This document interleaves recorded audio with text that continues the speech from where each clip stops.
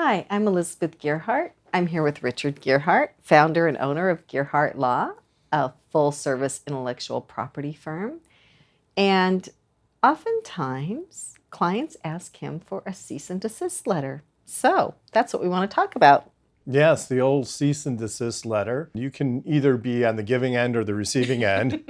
It's much better to be on the giving end of a cease and desist than the receiving end, but we help clients with both kinds of letters, either sending them out or responding to cease and desist letters that they've received. And of course, a cease and desist letter regarding intellectual property has to do with the violation of a patent or a trademark.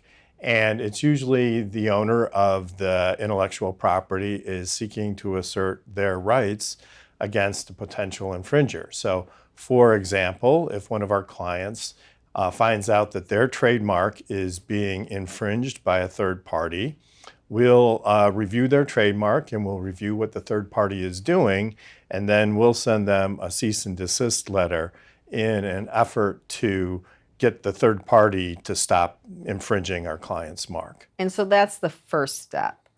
And how much does that cost about? Well, it depends on the issue, but it could be anywhere from $700 to several $1,000s in order to prepare the letter. It depends on how much detail is required, how much research is required.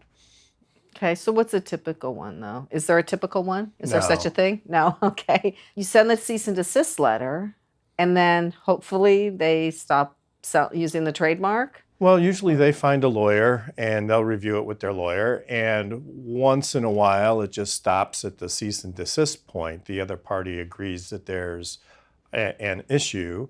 And sometimes they'll just stop infringing right off the bat, and that's the end of it. Sometimes there's a negotiation over whether or not there's an infringement or how strong the infringement is or what the remedy should be. And lots of times it can just be resolved and settled through the discussions between the attorneys. Finally, if that doesn't work, then if our case is strong enough and if the client wants to move forward with a litigation, then we can file a litigation on their behalf and stop the infringer.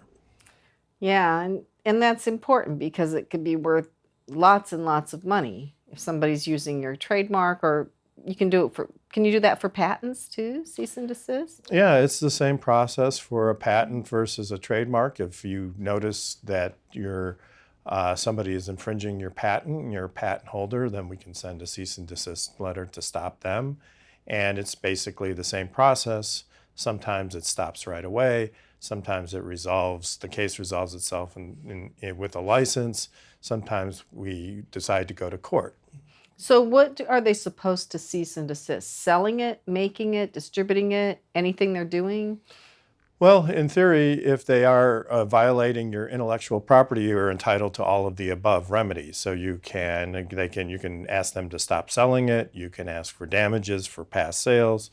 In certain circumstances, you can get lost profits. You can prevent them from selling in the future. So there's lots of remedies available. Sometimes parties reach a license agreement, and the IP owner gets paid for the sales of the other parties. So there's all sorts of different situations, and it just really depends on what the client is trying to accomplish. So do your clients ever get what I would call frivolous cease and desist letters? Sometimes it happens. We've had those on occasion, and those can be very frustrating to deal with when the claim of the third party against our client is so off base. It doesn't even make sense to anybody who's reading it, and it's basically an extortion. And we have had those kinds of situations, and sometimes they're kind of difficult to get rid of. In the end, we do our best to get rid of frivolous claims. How often do you think you send a cease and desist letter? It really depends. I mean, it can be several a month. I didn't know it was that many. Yeah, well, there's a lot of infringers out there, so they come in different ways too. For example, if somebody has a trademark, somebody may not file a cease and desist, but they may file an opposition with the trademark office.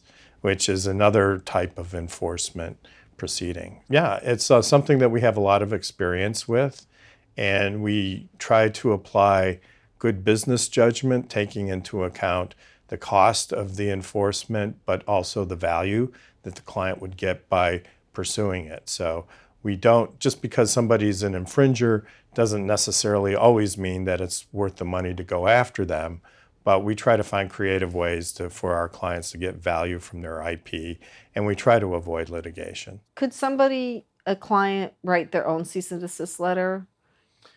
They can, and in certain circumstances, sometimes that would be the best approach, would be to have a client approach another business owner or organization on a business level. A lot of times that kind of business-to-business connection can help resolve things, but if it doesn't, then the lawyers should get involved at that point. Lots of times there's disagreement about whether there's actually a violation of rights, and really the lawyers have to be the ones to kind of dig through that and come to agreement or not on the actual legal rights that are involved. But yeah, oftentimes we'll recommend that the client reach out and try to resolve it without a lot of legal fees. Well, that's great. That sounds like you're really taking the client's best interests to heart. So, Oh, absolutely. Nobody's ever happy with litigation. And so, especially not the lawyers who have to get up at midnight. well, I mean, it's not pleasant for anyone. And so it should be avoided if possible. So Great. Well, thank you. So, Richard, how do people get a hold of you? you can find us on our website at gearhartlaw.com. That's GearhartLaw.com. Or you can call us. Our number is 908-273-0700.